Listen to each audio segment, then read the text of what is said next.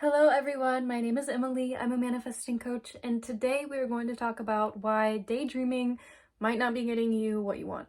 But before we get started, I want to let you know that I am available for coaching, so if that is something that you're interested in, you can click the link below in the description box and that will take you to my booking page. So if you're anything like me, then when you first heard about the law of attraction or the law of assumption or just manifesting in general, you probably heard about daydreaming, and you heard about visualization and sats or whatever it might have been, and you thought to yourself, wow, I'm gonna be so good at this because I already love daydreaming so much. And as a certified daydreamer, I can assure you that that's not really how that works, because I was actually doing sats before I even knew what sats was as a child. So once upon a time, I think I might have been in 5th or 6th grade or something. It was the night before the first day of school, and I was so anxious, I was so nervous that I could not sleep. And so it was like 2 o'clock in the morning. I go in and I am like a nervous wreck, and I go in and I ask my mom to help me fall asleep, and she comes in my room and she lays down in my bed and she holds me. She's a really good mom and I love her so much. And she tells me to think about having the most perfect day tomorrow.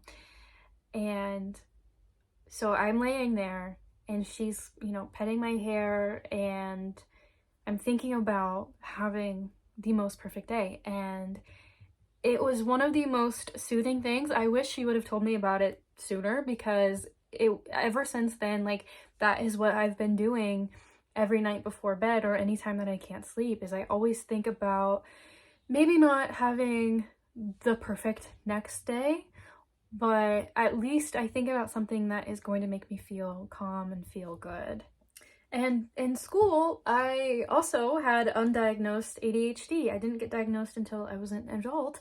And so in school, I was actually an avid daydreamer, and I didn't have the outward kind of ADHD. I had the more internal kind where I zone out and I just, daydream, and I completely dismiss whatever is going on.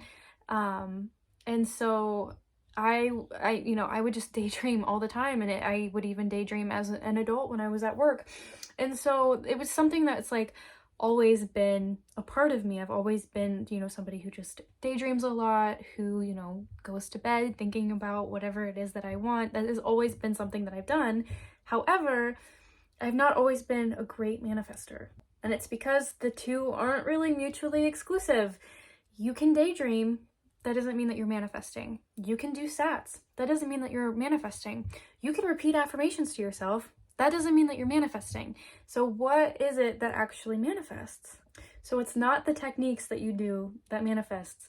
It is the feeling. It is not really the feeling. It's like the what you're identifying with that manifests. It's your beliefs that manifests. So if you're daydreaming throughout your day, you might not actually be connecting to the version of you that has whatever you're daydreaming about.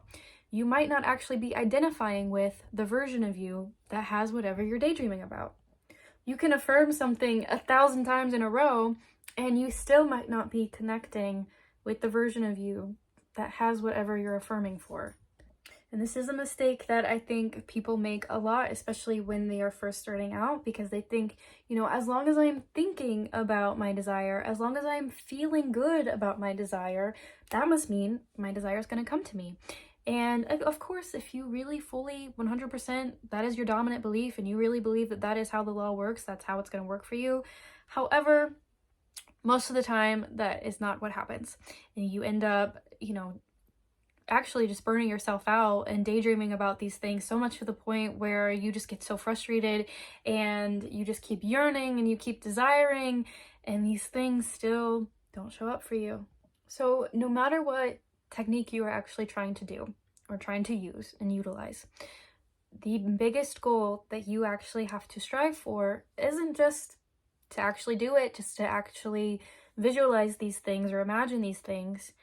What you want to strive for is connecting to the version of you that already has what you want. So how do you do this? One, you have to understand that you're not doing these techniques to actually change anything out here. You are not doing these techniques to change your SP. You're not doing these techniques to change your career. You're not doing these techniques to change anything outside. We're not looking for outside validation here.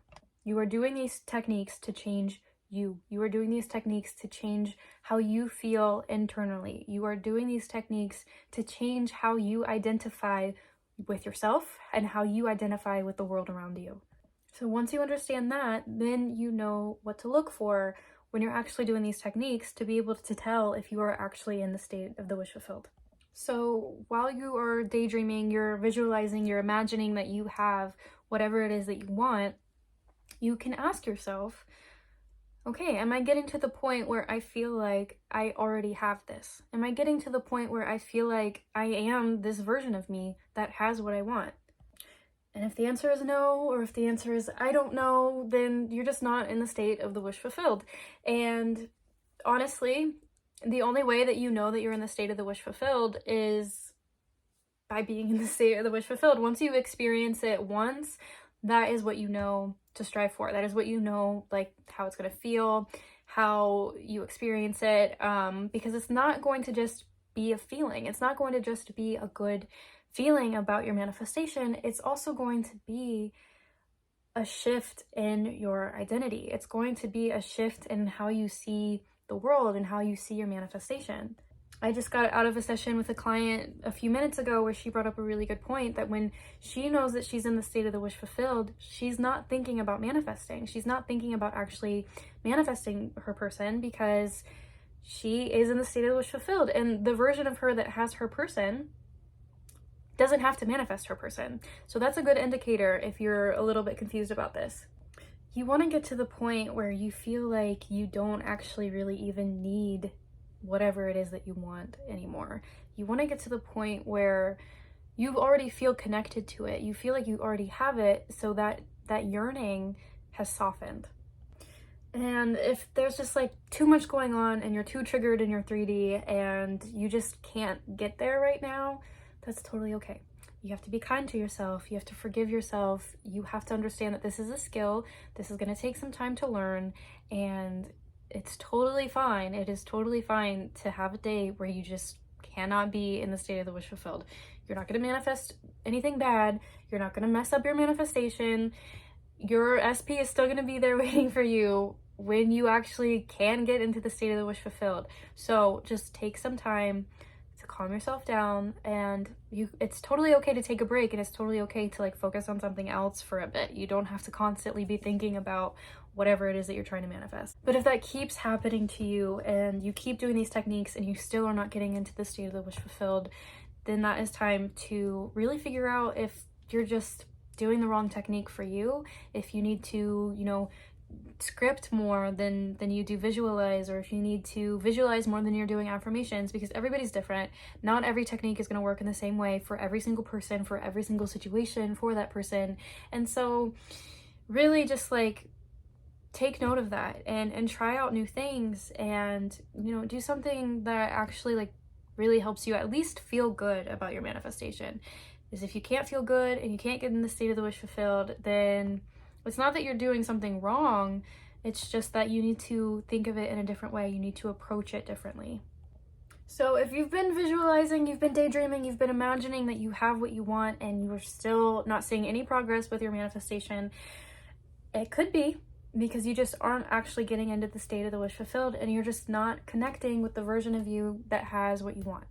And the only way to fix that is to actually get into the state of the wish fulfilled. And unfortunately, it's gonna look different for everybody. I can't tell you exactly what you need to look out for.